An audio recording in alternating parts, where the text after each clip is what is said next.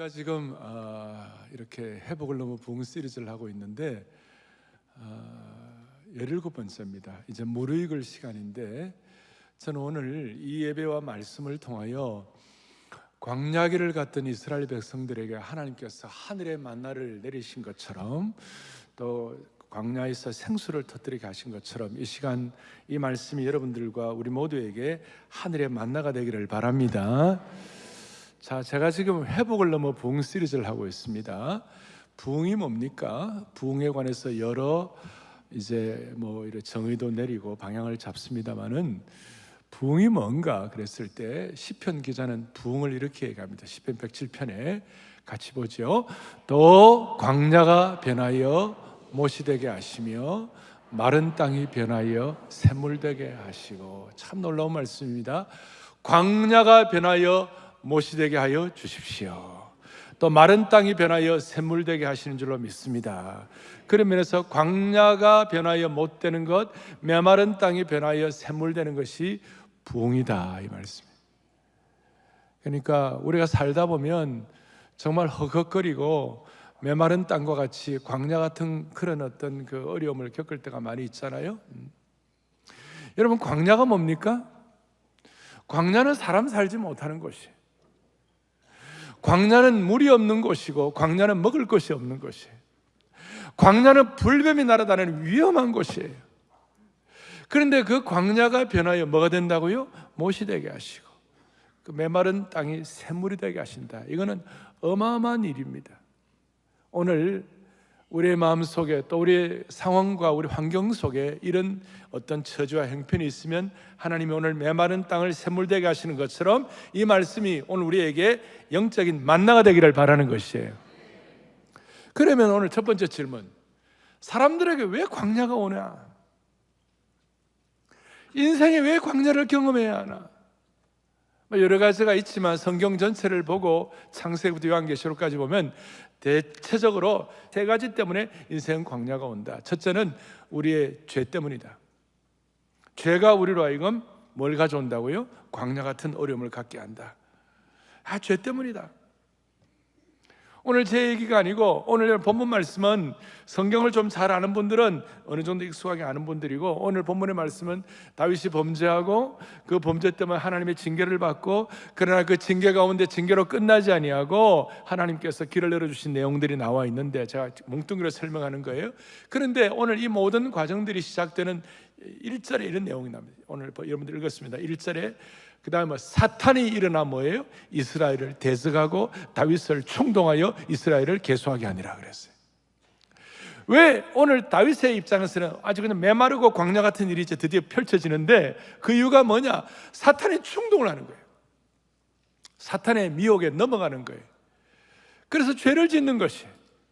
여러분, 죄는 우리에게 광야 같은 어려움을 가져오는 것이에요. 별로 좋아 안 하시고 반응도 안 하시고, 자, 사탄은 우리에게 뭘 가져온다고요? 우리에게 이 광야 같은 죄 때문에 우리에게, 이것은 창세기부터 요한계시록까지 성경 전체에 맹맥히 흐르는 하나의 어떤 영적인 중요한 흐름이요, 법칙이에요. 아담과 하와가 하나님 범죄를 했습니다. 제일 먼저 하와가 범죄를 했습니다. 하와가 왜 범죄를 합니까? 마귀 사탄의 유혹에 넘어간 거예요. 와가지고 하와를 이렇게 유혹하고 꼬시는 거야. 꼬신다 말이야. 유혹을 하는 거예요. 야, 너 저 선악을 알게 한 나무를 먹어보라. 그 나무를 먹으면 네가 하나님같이 될 거야.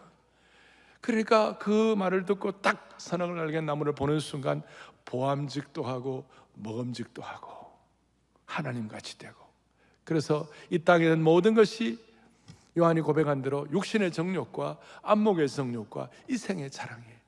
그래서 육신의 정욕과 안목의 정욕과 이생의 자랑 때문에 사람들은 이 사탄의 유혹과 충동질 때문에 다 넘어가기 시작하는 것이 죄 때문에.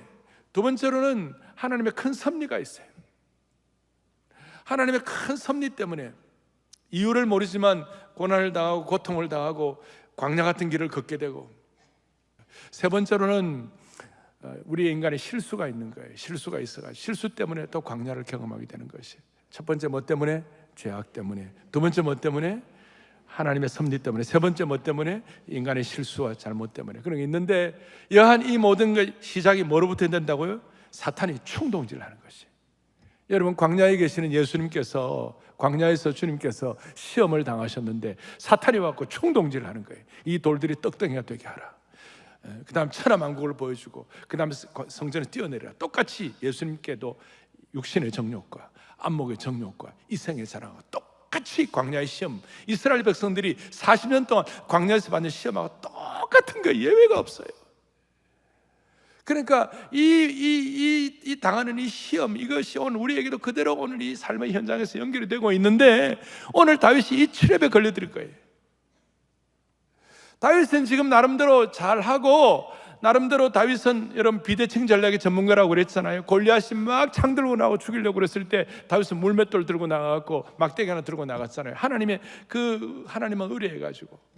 그랬던 다윗이 앞에 21장 앞에 20장에 보면 블레셋을 처단하고 블레셋 왕들을 죽이고 왕들의 왕관을 막 다 빼앗고 이렇게 정도로 아주 정복왕이 된 거예요.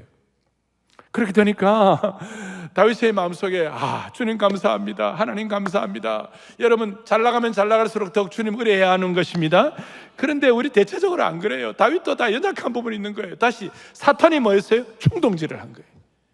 그러니까 다윗의 마음속에 옛날에는 마른 막대기 하나만 있어도, 옛날에는 물맷돌 하나만 있어도 하나님 전적으로 의뢰하면서 여호와가 나의 목자이시다.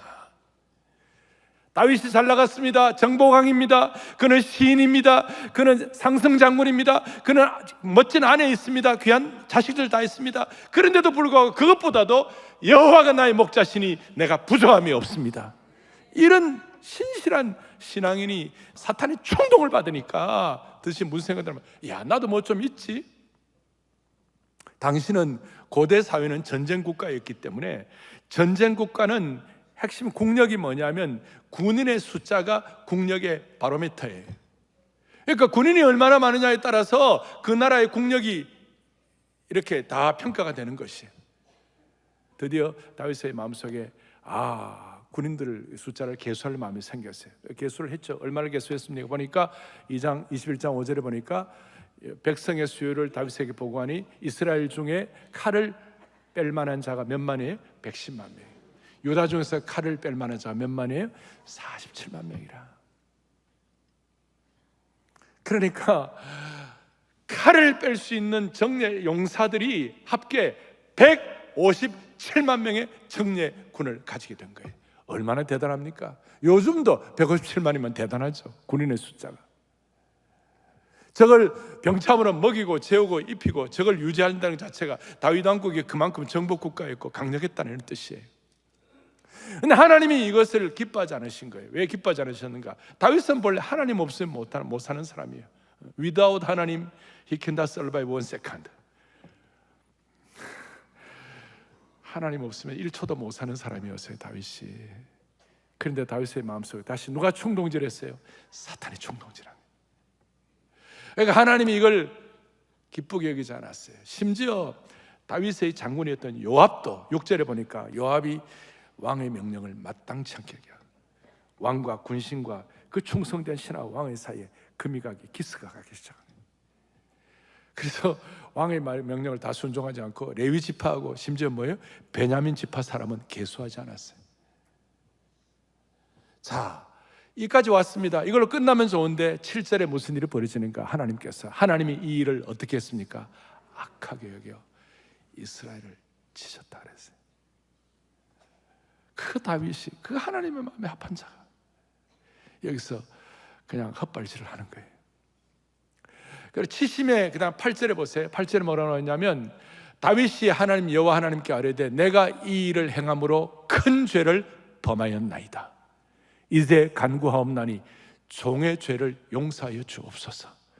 내가 심히 미련하게 행하였나이다. 참 여기 그래도 그나마 이 가운데 그 어려운 가운데 감사한 거는 뭐냐? 옛날에는 다윗이 1년 동안 바세바와 그 일을 뭉겨버렸어요. 근데 지금은 그래도 영적으로 민감해 있었기 때문에 딱 말을 하니까 알아듣고 내가 잘못했습니다. 자, 그걸로 끝나면 좋은데 여러분, 이걸로 끝나면 안 되는 거예요. 그러니까 하나님이 다윗을 사랑하시기 때문에 다윗이 이걸로 끝나면 겉으로는 멋진 왕이고 잘 나가는 것 같지만 그 영혼의 세계는 피폐하고, 영혼의 세계는 불뱀이 날아다니고, 영혼의 세계는 안타깝고, 영혼의 세계는 문제가 생기기 시작하고 안식과 평안과 샬롬을 유지하지 못하는 거예요. 그러니까 하나님의 방법은 다윗을 벌주고 다윗을 탈진시키고, 여러분 광야가 뭐예요? 광야는 탈진하고 낙심하고 좌절하는 것이 광야인데, 그렇게 살면 안 되니까 하나님께서 다윗을 새롭게 해 주시기 위하여 다윗에게 새로운 어떤, 겉으로 볼 때는 다윗을 징계하는 것 같고 채찍질하는 것 같았어요. 매를 든 것 같았어요. 그러나 단순한 매, 단순한 채찍질이 아니라 사랑의 매, 그 다음 뭐예요? 사랑의 징계였어요. 그래서 하나님께서 다윗에게 너 세 가지 택하라. 세 가지 택하라. 첫째는 3년 동안 기근이 들래? 3년 동안 완전히 기근이 들래? 두 번째로는 석 달 동안 적군에게 공격을 받을래? 아니면 세 번째는 3일 동안 전염병이 들어가고 전염병 맞이할래? 네 번째는요, 없다. 완전히 외통수에 걸린 거예요. 3년 동안 기근이 들어가지고 고통당할래? 아니면 석 달 동안 적군에게 공격당할래? 아니면 3일 동안 전염병 들래? 그러니까 다윗이 내가 하나님의 손에 올려놓습니다. 하나님 알아서 해달라고. 그러면서 3일 동안 전염병 택하겠습니다. 어떻게 보면 너무 냉혹하고 어떨 때 보면 너무 참 큰 벌이 임한 것 같아요. 사람 숫자 좀 생각했는데 이렇게 군인 숫자 좀 세었는데 이런 잘못을 하게 하나? 그러나 하나님은 다윗의 마음에 있는 잘못된 동기를 보신 것이에요. 그 동기 때문에 이런 일이 벌어지는 거예요. 여러분과 나는 세상의 수많은 일들을 경험하지만 결국 하나님 앞에서 여러분 주님이 다 아시는 거예요. 이거는 좋은 것도 나쁜 것도, 여러분 고통당할 때도 주님이 다 아셔. 그러면 여러분 해결할 수가 있는 것이고, 여러분 실패할 때도, 죄를 범할 때도 주님이 다 아신다고 그랬을 때 우리는 고민해야 되는 거예요. 주님이 다 아시는 거예요. 3일 동안 전염병이 들은 걸 택했는데 3일 동안 어떻게 벌어졌냐? 전염병이 내리심에 몇 명이 죽었다고요? 7만 명이 죽었어요. 어마어마한 거예요. 저 때는 여인들과 어린아이는 저 포함이 안 되기 때문에 장정이 7만이에요. 요즘 우리식으로 말하면 전투부대 7개 사단이 완전히 그냥 참 멸절된 거예요. 7개 사단이. 너무나 고통스럽죠. 15절에 보니까 하나님이 예루살렘을 멸하려 천사를 보냈어요. 천사가 멸하려 할 때 여호와께서 보시고 이 재앙을 내림을 뉘우치사 멸하는 천사 이르되 이제는 됐다. 그만하라. 7만 명으로 끝내자. 그 이유가 뭐냐? 17절에 다윗이 하나님 마음을 감동시키셨어요. 하나님께 아뢰되 명령하여 백성을 계수하게 한 자가 내가 그랬습니다. 내가 범죄하고 내가 악을 행했습니다. 그런데 이 백성들이 무슨 죄를 범했나요? 백성들이 뭐 잘못이 있습니까? 하나님 아버지, 주의 손으로 나와 내 아버지 집 치시고 주의 백성들에게는 재앙을 내리지 말아 주십시오. 이 다윗의 목자의 심정이 완벽하게 회복이 된 것이죠. 전에 우리 모세도 그랬죠. 나와 내 집을 치시고 이 백성은 구원해달라. 모세는 좀 더 다른 차원이었지만 다윗이 이렇게 할 때 하나님께서 그 기도를 들으시고 그 징벌을 멈추셨어요.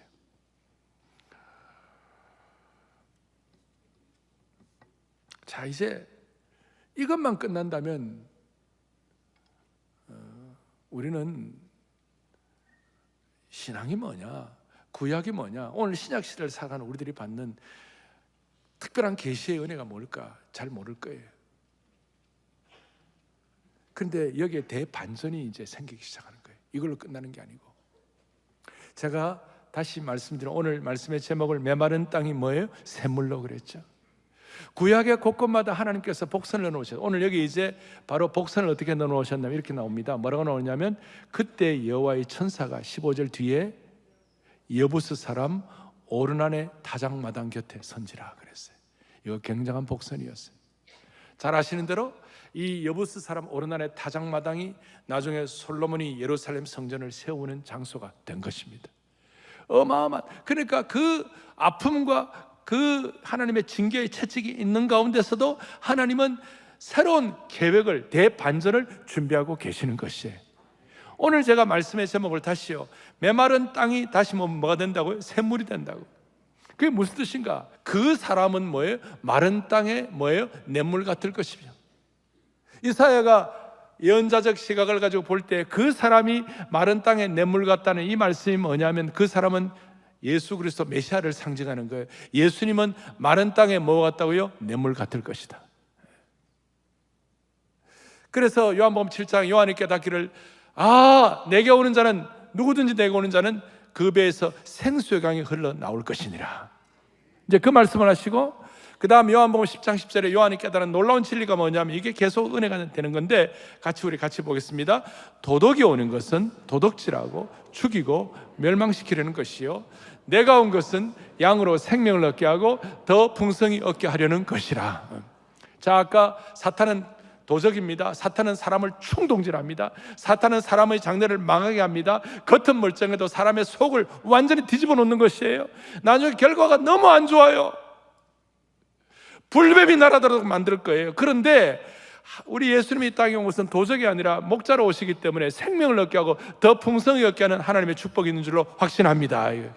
다윗 같은 경우도 이런 징계와 어려움이 있는데 천사가 오르난의 타작마당에 섰더라. 그게 무슨 말씀인가? 다윗이 이 어려운 고통을 어떻게 돌파하고 해결해 나갈 것인가? 그 해결은 뭐냐?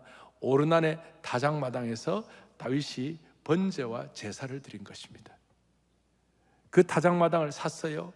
그 타작마당을 그냥 그 오르난에게, 우리 다른 식의 발음은 아라우나라고도 얘기도 하지만 이 오르난의 타작마당에 다윗이 가가지고 여기서 내가 하나님 앞에 모든 징계와 이걸 받았지만 하나님 앞에 내가 제사 예배, 우리 식으로 예배를 드리겠다, 번제와 화목제를 드리겠다. 그러니까 오르난이 그냥 그대로 쓰시라고 하니까 아니야, 나는 그냥 바치를 않겠어 하면서 오르난에게 금 600세겔, 그 당시로 말하면 어마어마한 돈이에요. 금 600세겔을 지불하고 오르난의 타작마당을 거기에다가 번제와 화목제, 우리 식으로 말하면 다시요, 예배를 드리게 된 거예요. 예배를 드렸더니 무슨 일이 벌어졌습니까? 26절에 여러분들 읽었죠? 다윗이 거기서 여호와를 위하여 오르난의 타작마당에서 제단을 쌓고 번제와 화목제를 드려 여호와께 아뢰었더니 여호와께서 그다음 뭐예요? 하늘에서부터 번제단 위에 뭐예요? 불을 내려 응답하시고 여호와께서 천사를 명하여 칼을 칼집에 꽂으라. 번제를 드릴 때 하늘에서 불이 내려가지고 하나님 응답하시고 난 다음 다윗에게 임한 모든 재앙이 물러간 줄로 확신합니다. 우리가 오늘 이 모든 과정들을 살피면서 부흥이 뭐냐? 아까 메마른 땅에서 샘을 경험하는 것이 부흥이라고 하는데 조금 더 구체적으로 나 부흥이라는 것은 뭐냐? 절망의 자리, 완전히 엎어진 자리에서 광야에서 하나님께 예배드리고 제단을 쌓음으로 말미암아 하늘에서 불이 떨어지는 것을 경험하는 것입니다. 좌절의 자리에서 좌절하지 않고 대반전을 일으켜가지고 하나님 앞에 예배함으로 말미암아 하늘에서 불 떨어지는 것을 경험하는 것입니다. 그래서 부흥이란 절망적 상황에서 반전이 일어나 하늘에서 불이 떨어지는 것이다. 처음에 하나님께서 구약 성경에 보면 불 떨어진 데가 딱 4번 나와요. 몇 번 나온다고요? 4번 구약에. 처음에 이 제사 제도를 정하고 아론과 모세가 하나님 앞에 첫 번째 제단을 주님께 쌓을 때 하늘에 불이 떨어졌습니다.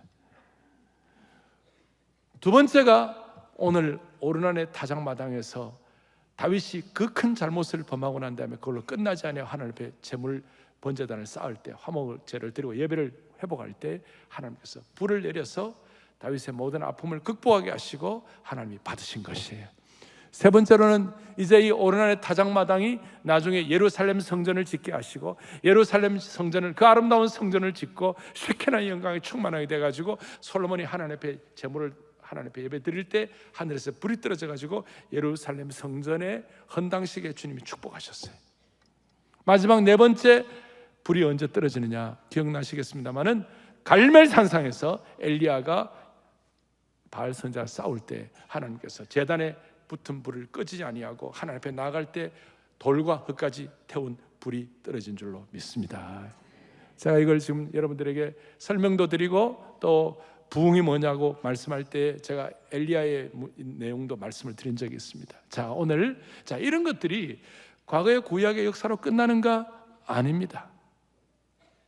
광야 같은 인생길, 여러분 우리 삶 자체가 경쟁 구도 아닙니까? 삶 자체가 여러분 힘든 거 아니에요? 21세기 사람들의 치열한 메마른 삶의 현장 중에 하나가 경쟁의 광야길 아닙니까?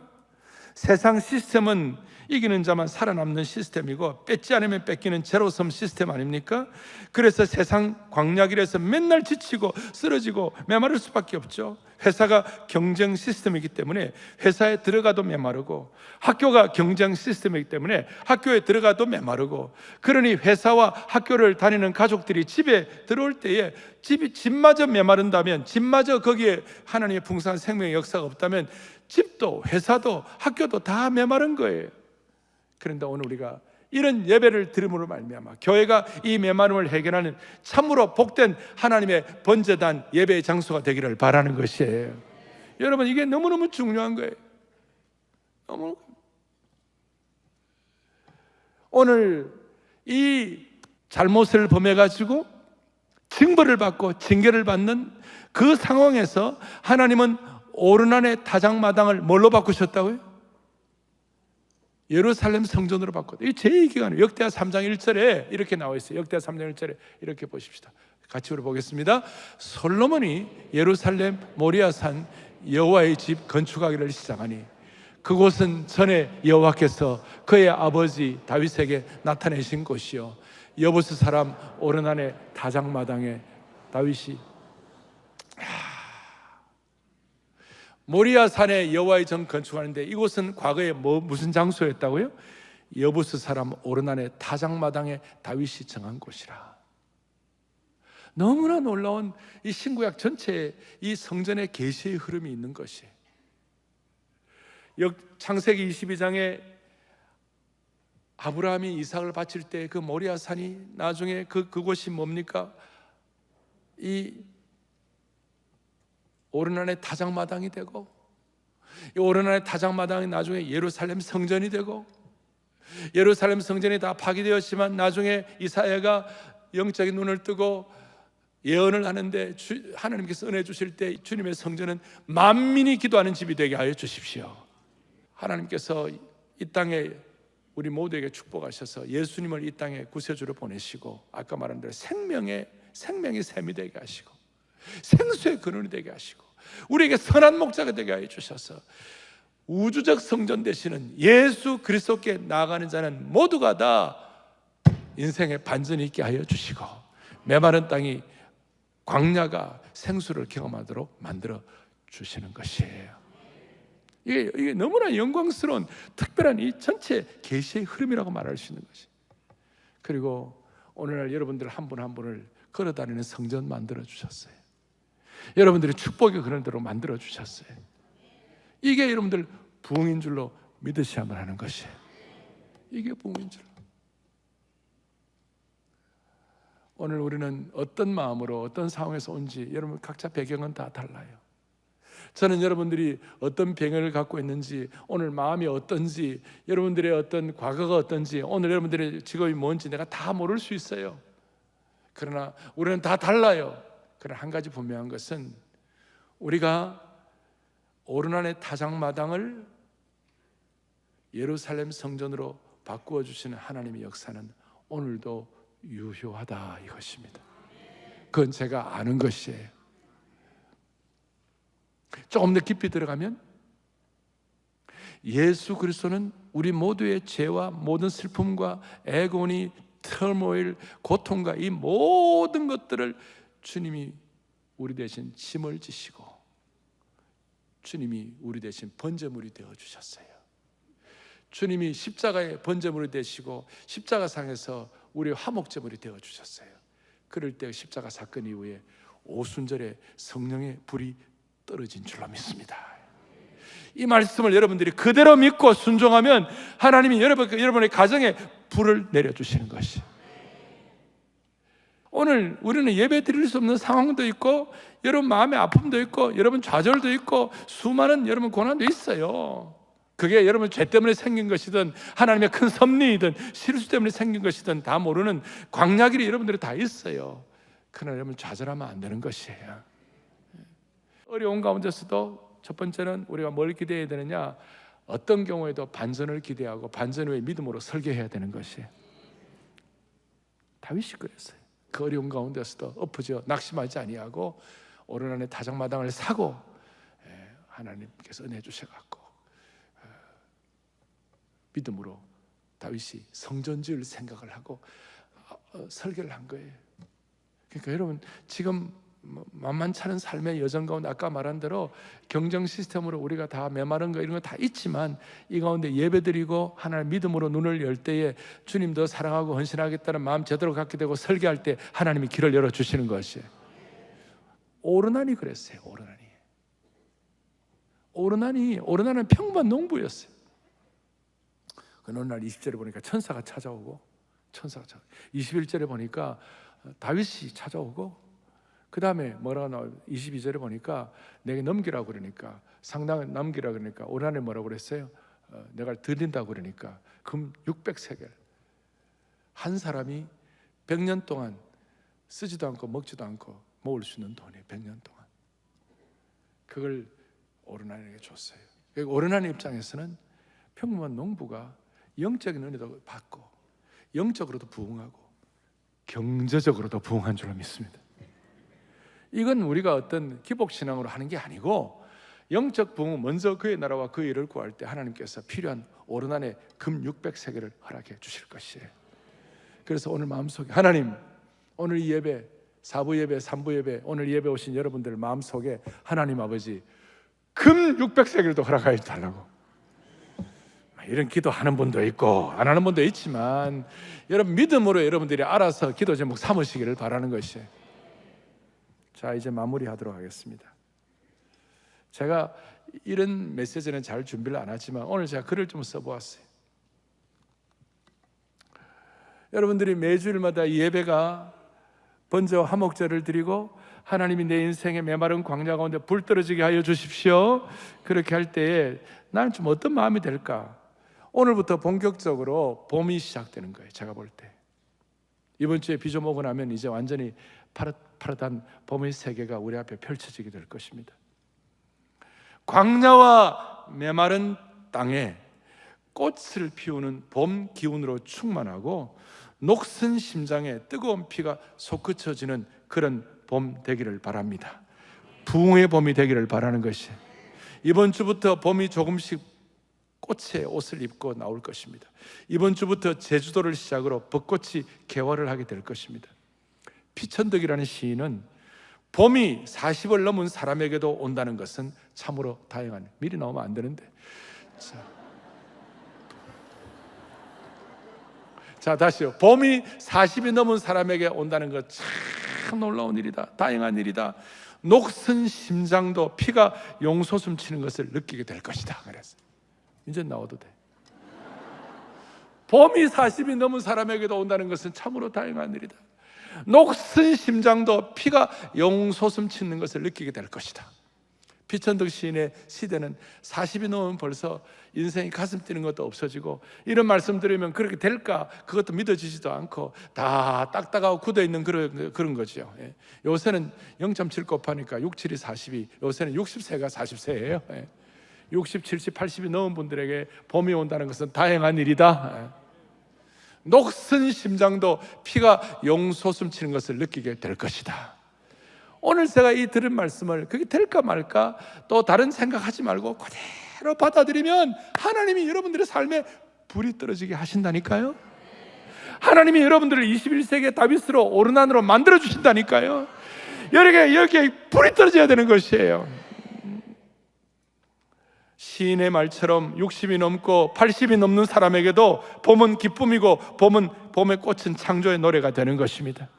세상 사로 삶이 고통스럽고 더 이상 희망을 갖지 못하고 나이가 들어서 심장마저 녹슨 것처럼 여겨지는 분이 이 자리에 계시다면 이 봄에 다시 기쁨을 노래하고 좌절 금지, 녹슨 심장에 뜨거운 피가 솟구치는 감격이 있기를 바라는 것이에요. C.S. 루이스라는 위대한 신앙의 선배 C.S. 루이스, 나니아 연대기, 여러분 잘 아시죠? 나니아 연대기를 보면 땅에 저주가 임해서 1년 내내 겨울뿐이고 온 땅이 차갑게 얼어붙었습니다. 메말라 버렸습니다. 겨울이 끝없이 계속될 것처럼 보였습니다. 그런데 어느 날 뉴스가 들려왔습니다. 위대한 왕 아슬란이 돌아온 것입니다. 아슬란이, 사자의 왕 아슬란이 돌아왔을 때 그 순간 저주가 풀리고 땅에 눈이 녹고 얼음이 깨지고 추위가 거치게 된 것입니다. 나무에 푸른 잎이 돋고 봄의 문이 열리게 된 겁니다. 봄이 찾아오고 그리고 봄과 함께 소망도 찾아오게 되었습니다. 그 아슬란이 누굽니까? C.S. 루이스는 예수 그리스도가 아슬란이다 그랬어요. 오늘 이 꽃기운 가득한 봄에 담임 목사로 소원하고 기대하는 것이 있습니다. 그것이 바로 이사야 35장 1절 2절입니다. 크게 우리가 고백하겠습니다. 광야와 메마른 땅이 기뻐하며 사막의 백합화같이 피어 즐거워하며 무성하게 피어 기쁜 노래로 즐거워하며 레바논의 영광과 갈멜과 사론의 아름다운 땅을 얻을 것이라. 그것들이 여호와의 영광을, 우리 하나님의 아름다움을 보리로다. 우리 하나님의 아름다움을 보리로다. 여러분, 다윗은 수많은 과정을 거쳤습니다. 대단한 일도 많았습니다. 그러나 다윗의 삶도 한 번씩 보면 다윗은 내가 사망의 음침한 골짜기를 간다고 그랬어요. 얼마나 메마르면 사망 정도가 아니라 사망의 음침한 골짜기를 자기가 걷고 있다고 그랬어요. 그런데도 불구하고 다윗은 절대로 좌절하지 않았어요. 좌절 금지. 그의 사망의 음침한 골짜기를 걸어가는 동안에 아니야, 내게 주신 은혜가 너무 많아. 다윗의 신앙 고백 시작. 여호와 나의 주께서 행하신 기적이 많고 우리를 향하신 주의 생각도 많아. 누구도 주와 견줄 수가 없나이다. 내가 널리 알려 말하고자 하나 너무 많아 그 수를 셀 수도 없나이다. 아멘. 너무 다윗의 고난과 사망의 음침한 골짜기가 많았지만 주께서 행하신 기적이 너무 많습니다. 그거 견줄 수가 없습니다. 내가 다른 사람이 말하려고 하지만 너무 많아가지고 그 수를 셀 수가 없습니다. 오늘 이 기적의 풍성함이 여러분과 저의 고백이 되기를 바랍니다. 왜 어려움이 없겠습니까? 왜 메마름이 없겠습니까? 왜 고통이 없겠습니까? 그러나 오늘 다윗에게 당한 이 고난을 우리가 살펴보면서 다시 한번 우리의 이 예배를 통해 오늘 이 자리가 여호와의 불이 떨어지는 영광스러운 자리가 되게 해주시기를 소망합니다. 다 손을 펼치시고 주 사랑 한없고 오늘 여기에 딱 맞는 찬양이 뭘까? 주 은혜 끝없네. 주 권능을 사람이 어찌할까? 다윗이 고백한 그 고백입니다. 이 고백이 여러분들에게 있을 때 우리 하나님의 무한하신 하나님의 기름 부으심과 새롭게 하심이 우리를 치유하시고 새로운 삶의 방향을 허락해 주시는 것입니다. 자비로우신 하나님 아버지, 우리 매주일이 다윗이 오르난의 타작마당에서 드렸던 번제와 화목제의 예배가 되게 하여 주셔서 인생의 모든 갓난 신고 우수사려 수많은 절망과 고통으로부터 벗어나는 하늘에 불 떨어지는 시간을 경험하게 하여 주옵소서.